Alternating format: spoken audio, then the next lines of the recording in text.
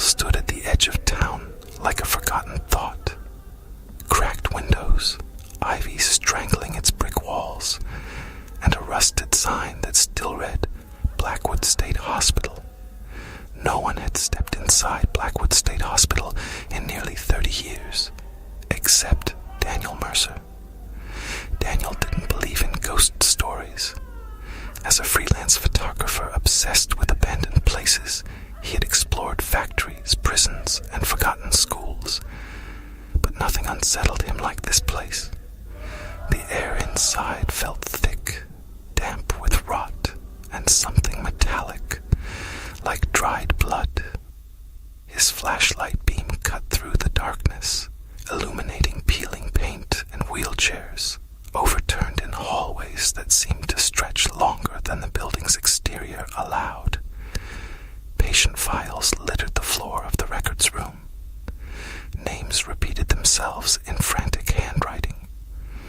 Subject hears knocking in walls. Subject claims the building breathes. Subject insists something lives beneath Ward C. Daniel smirked. Myths hysteria, he thought. Old psychiatric practices had been cruel. Of course the patients imagined monsters. Then he heard it. A knock, slow, deliberate, from inside the wall beside him. He froze. The knock came again, 3 times. Then silence. Plumbing, he whispered to himself, though there were no pipes running through that section of plaster. He pressed his ear against the wall. Something shifted on the other side. Not scratching. Not rats. It sounded like fingers dragging across stone. He stepped back, heart thudding. The corridor lights flickered on for a split second, though the building had no electricity. In that flash, he saw figures standing at the end of the hallway.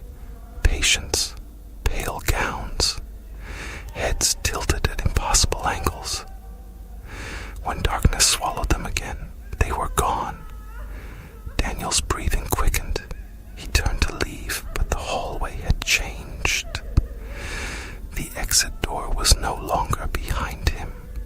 Instead, a heavy metal door marked Ward C stood where freedom had been. The paint was fresh, wet, dripping. The knocking returned, louder now, echoing from every direction. The walls pulsed subtly, as if inhaling, exhaling. A voice seeped through the cracks, layered and overlapping, hundreds speaking as one. You came back.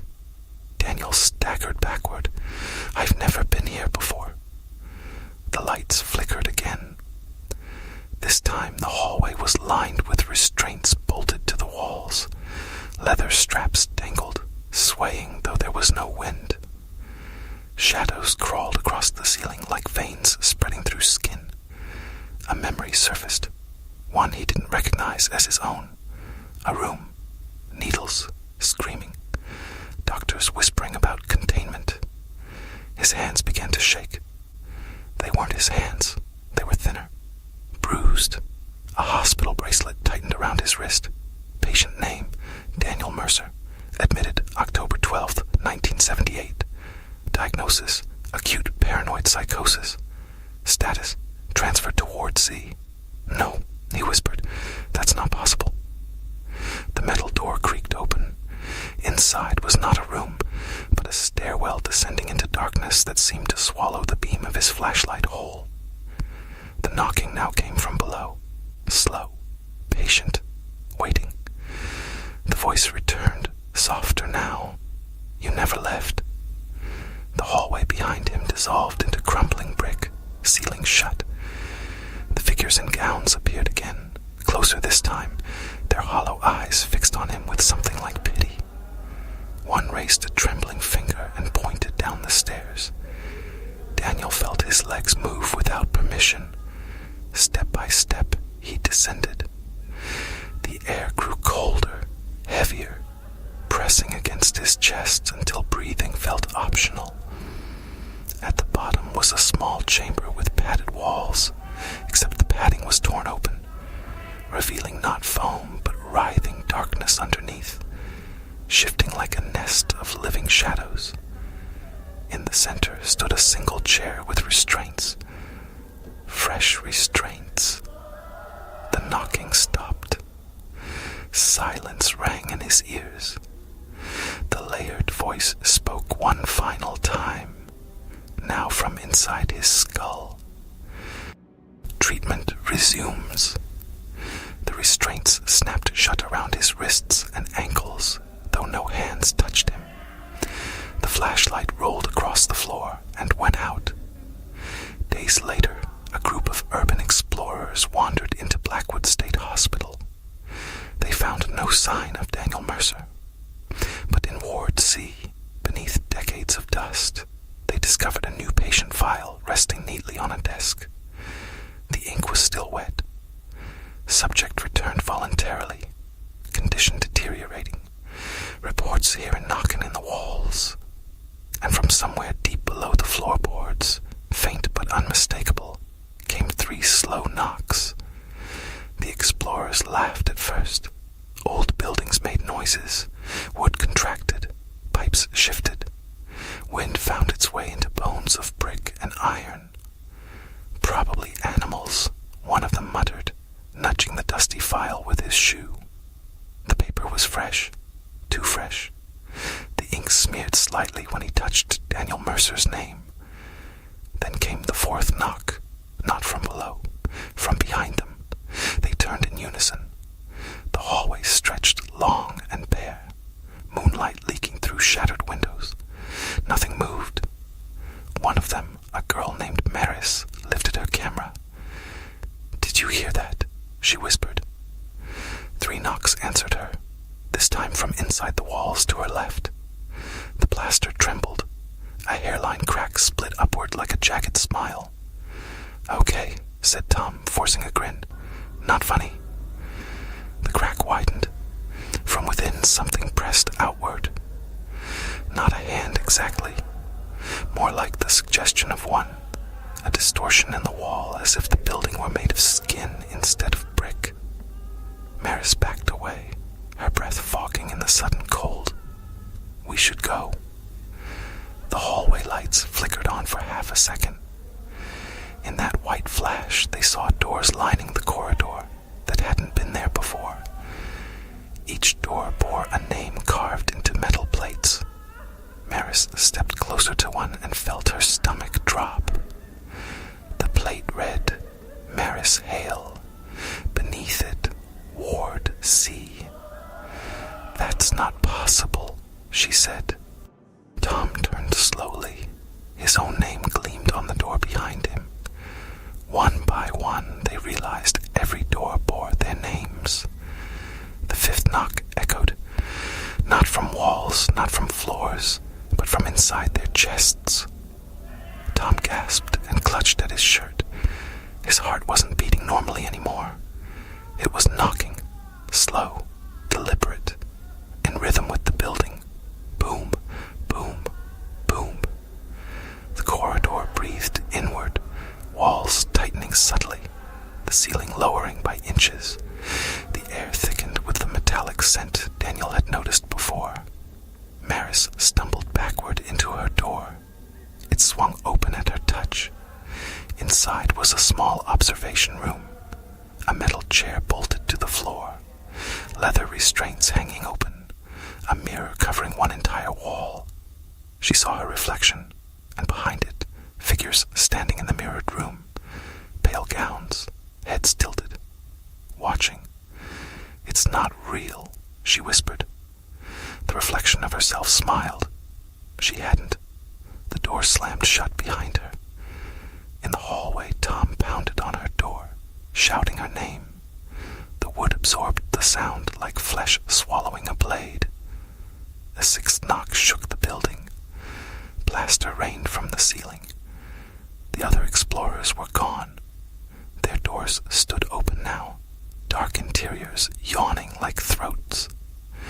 Tom staggered backward as the corridor stretched impossibly long, perspective bending until the far end disappeared into blackness.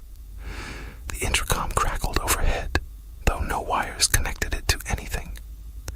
A voice filtered through, layered, overlapping, the same chorus Daniel had heard. New admissions processed. Treatment resumes. Maris screamed from inside her room. Tom turned just in time to see her reflection in the observation window. Not restrained, but standing calmly beside the figures in gowns. Watching him, her real body thrashed in the chair, straps tightening around her wrists. The reflection raised a finger to its lips. Silence. The seventh knock came from the floor beneath Tom's feet. The tiles split open, revealing not concrete, but a dark stairwell descending into a place that swallowed light whole. Cold air rushed upward, carrying whispers. Names, so many names. Tom tried to run. The hallway folded in on itself, looping impossibly. Every turn led back to the stairwell. The knocking stopped. The silence was worse. Then gently, kindly, the voice spoke again. You heard it too. That's why you came. Tom felt a memory that wasn't his seep into his mind. White coats, syringes, padded rooms. The sense of being watched, of something beneath the building, not trapped, but waiting, feeding. The hospital wasn't haunted. It was hungry. It didn't keep patients inside. It absorbed them. Their fears, their delusions, their fractured thoughts became mortar between its bricks. Their paranoia strengthened its walls. Their terror fed whatever lived beneath ward. See, Maris's screams faded into soft knocking, in rhythm. Tom stepped backward toward the stairwell despite himself. His heart answered the building's pulse. Boom, boom, boom. Down below, something shifted, not moving through space, but moving closer in awareness, as if it had noticed him specifically. The final thing Tom saw before the darkness swallowed him was the rusted sign outside the hospital, visible through a cracked window. The name had changed. It no longer read Blackwood State Hospital. The peeling letters now formed new words. Blackwood State Home, and beneath it, freshly painted in red, now accepting. Far below the earth, in a chamber lined with torn padding and breathing walls, a new file slid neatly onto a desk that no human hand touched. Tom Rivera. Status, admitted. Condition, improving. From the surface, the building fell silent once more. Empty, abandoned, waiting for the next curious soul to hear the knocking and mistake it for plumbing. Morning came gently to the edge of town. Sunlight spilled across broken windows, warming the rotting brick of Blackwood State Home as if it were nothing more than an abandoned relic. Birds nested in the gutters. Weeds split the pavement. From the outside, it was still and ordinary. Inside, something shifted in its sleep. Deep beneath Ward C, where the stairwell ended in lightless stone, the chamber widened. The torn padding on the walls flexed slowly, revealing veins of darkness pulsing underneath. The files on the metal desk rearranged themselves with a dry whisper of paper. Hundreds of names, thousands, some dating back a century, some written only hours ago. The newest file opened on its own. Tom Rivera, Maris Hale, Daniel Mercer. Their photographs blinked. Not images, windows. Behind each picture, a pair of eyes moved, watching, learning. Above, in what had once been the lobby, dust stirred in a thin spiral. Footprints formed one after another across the grime, though no feet pressed into it. A reception bell appeared on the counter, polished, gleaming. It rang once. Soft, polite. In town, a woman named Eleanor Price paused mid-step while walking her dog. She frowned, glancing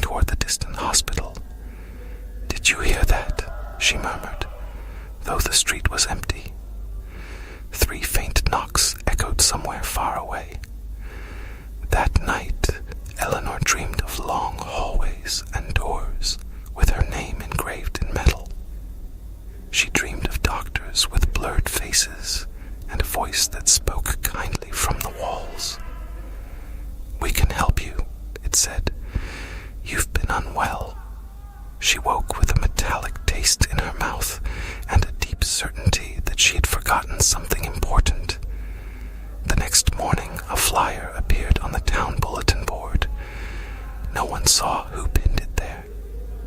Blackwood State Home reopened, now accepting patients, personalized treatment, discreet admissions.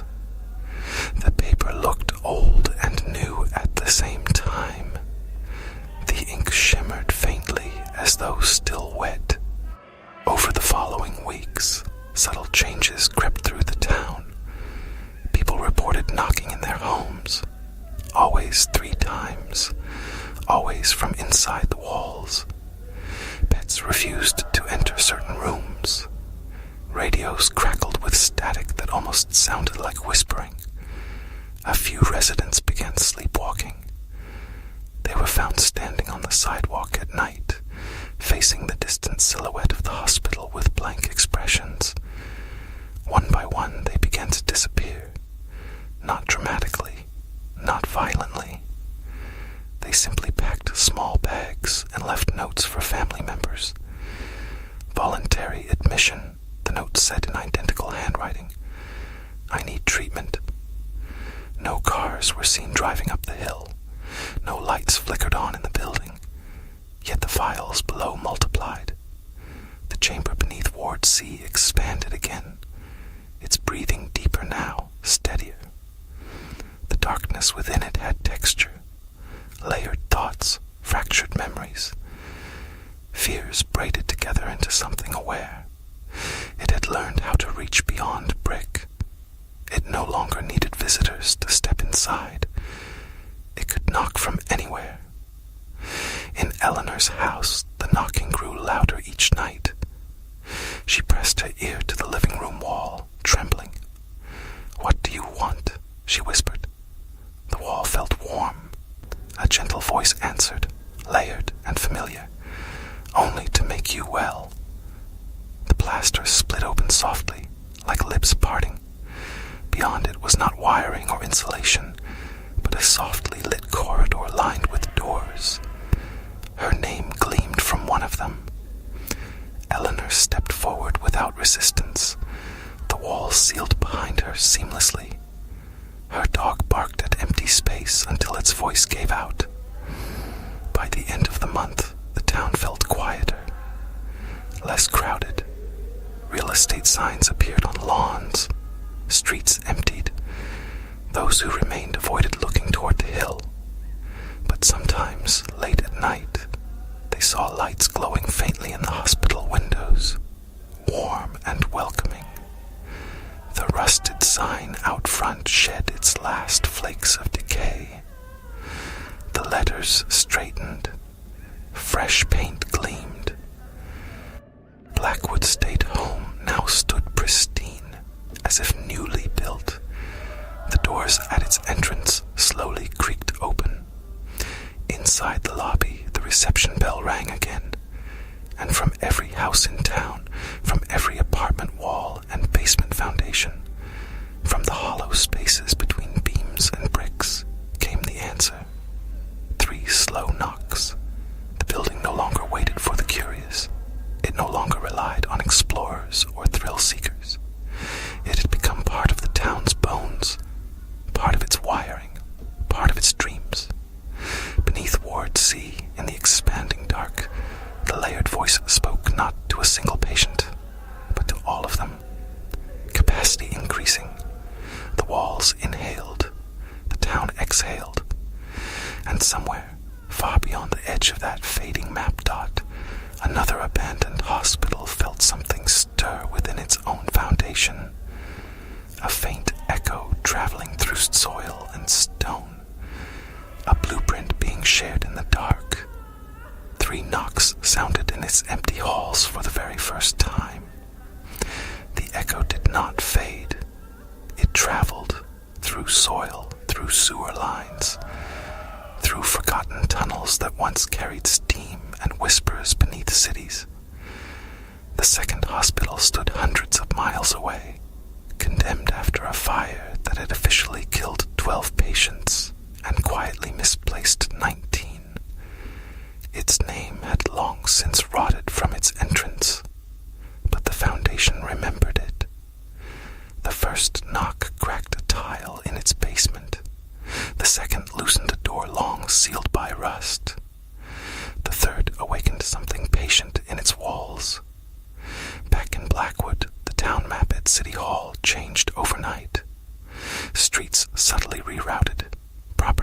records shifted by inches. When the mayor compared it to archived records, he felt a flicker of unease. An extra block now existed at the edge of town. A cul-de-sac that ended not in forest, but at a long, familiar driveway leading up a hill. No one recalled building it. Yet tire marks scarred the asphalt as though it had been used for years. That evening, a town meeting was called. Fewer than a dozen residents attended.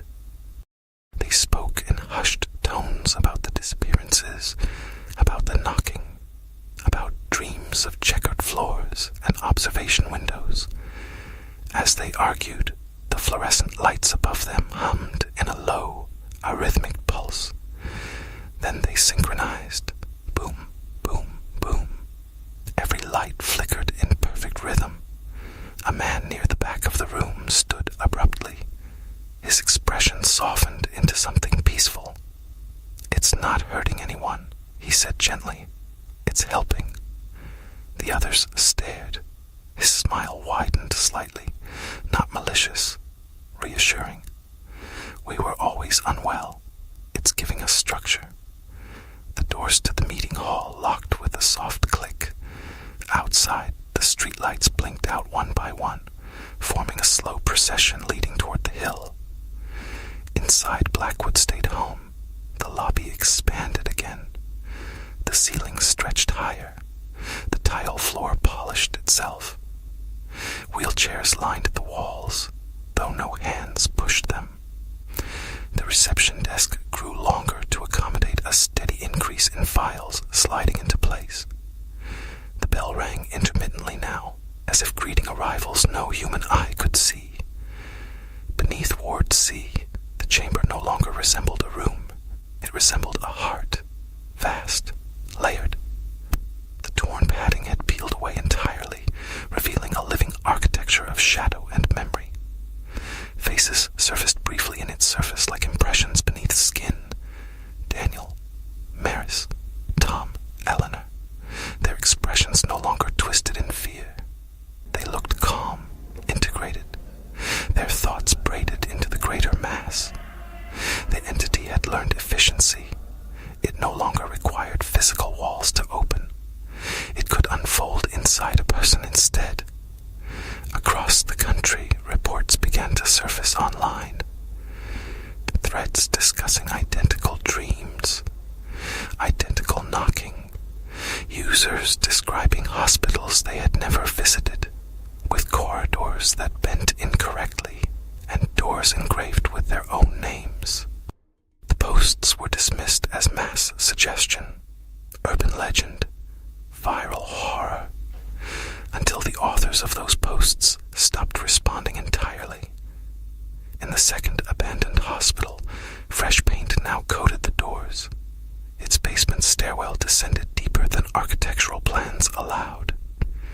3 new files rested on a desk that had not existed before. Capacity increasing. The phrase replicated itself like a diagnosis spreading through ink. Back in Blackwood, the last town resident tried to leave.